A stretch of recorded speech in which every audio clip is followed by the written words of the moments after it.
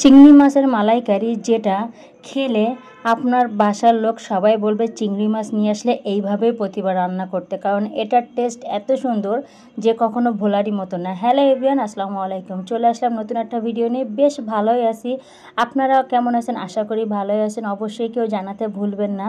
তো আজকে আর অন্য কোনো টিপসের ভিডিও দিব না, আজকে কিন্তু সম্পূর্ণ আমার এই চিংড়ি মাছের মালাইকারি রান্নাটা দিব, শেয়ার করব আপনাদের সাথে। যেহেতু বাসার সবাই কিন্তু চিংড়ি ছোট বড় সবাই পছন্দ করে, বিশেষ করে আমি পছন্দ করি, আপনাদের ভাইয়া সবাই বাসায় পছন্দ করে। চিংড়ি ছিল 60 চিংড়ি, মাশাআল্লাহ বড় বড় চিংড়ি ছিল।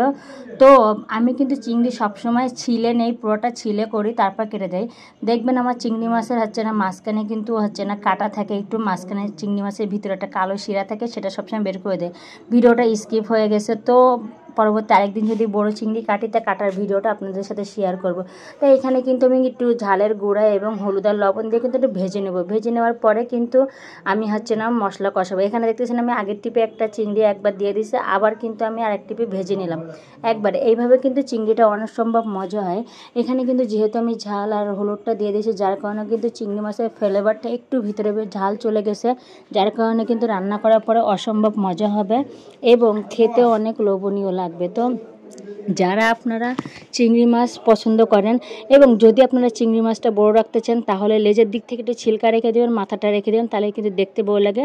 কিন্তু আমি সবসময় ছিলে রান্না করি, কারণ খাওয়ার সময় ছিলতে অনেকে বিরক্ত ভাব করে। তো এখানে কিন্তু আমি ভাজার পরে আমি সমস্ত মশলাটা কষিয়ে নেব। এখানে কিন্তু পেঁয়াজটা পুরোপুরি লাল করে নিব, একদম লাল ব্রেস্তা টাইপের করে নিব। তারপর আদা রসুন দিয়ে একটু কষিয়ে নিব ভালো মতন। এখানে আমি একটু মশলাটা ভালো মতন কষিয়ে নিব।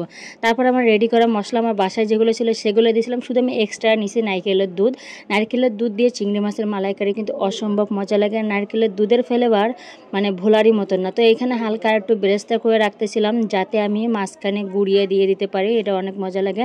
সাথে টমেটো দিয়ে দিলাম। টমেটো দিয়ে মশলাটা আমি এত পরিমাণ মানে কষা নিই যাতে টমেটোটা আমার গলে যায় পুরোপুরি, টমেটো যেন আস্ত না থাকে। তো এইখানে কিন্তু আমার পুরো মশলা আমার হয়ে গেছে। হয়ে যাওয়ার পরে আমি চিংড়ি মাছগুলো ভাজা চিংড়ি মাছগুলো ছেড়ে দিলাম, দিয়ে দুইটা কাঁচামরিচ কেটে দিলাম। তারপর কিন্তু আমি একটু কষিয়ে নিচ্ছি।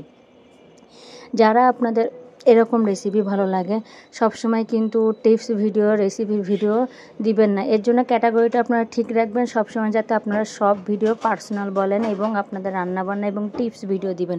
তাই বলবো যারা ফেসবুকে কাজ করতেছেন, যদি মনে করেন আপনার সব ভিডিও শেয়ার করবেন, বাইরের ঘোরার ভিডিও, ঘরের ভিডিও, রান্নার ভিডিও এবং টিপস ভিডিও, তাহলে আপনার ক্যাটাগরিটা ঠিক রাখবেন। যে ক্যাটাগরির ভিডিও ছাড়বেন সেই ক্যাটাগরি করবেন, তাহলে কিন্তু ফেসবুক থেকে একটা ভালো ফলাফল আশা করেন। এখানে কিন্তু আমি নারকেলের দুধটা দিয়ে দিলাম। দিয়ে দেওয়ার পরে একটু কষিয়ে নিব। যখন আমি নারকেলের দুধটা দেওয়া হয়ে যাবে, আমি একটু চেখে নিয়েছিলাম যে সব কিছু ঠিকঠাক আছে কিনা। তারপর কিন্তু আমি এখানে একদম একটু ঢাকনা দিয়ে দেবো, হালকা আঁচ দিয়ে আমি বন্ধ করে দিব। যখন উপরে তেলটা চলে আসবে তখন কিন্তু আমি নামিয়েই দিব, কারণ তখন কিন্তু আমার পুরোপুরি হয়ে যাবে, মশলাটাও মাখা হয়ে গেছে এবং খেতেও কিন্তু একটা অসম্ভব মজা লাগবে। এইভাবে যদি নারকেলের দুধটা এইভাবে শুকিয়ে নেন, তাহলে কিন্তু আরও বেশি মজা যায় চিংড়ি মাছের ভেতরটা। তো আমার কিন্তু দেখতেছেন তেলটা উঠে গেছে, আমি কিন্তু কোনো কিছুই দিব না। তো এখানে আমি একটু দেখতেছি টলা নেড়ে গেছে কি, তারপর উপর দিয়ে আমি গরম মশলা ছিটিয়ে নিব হালকা এবং জিরে মরিচের ছিটা।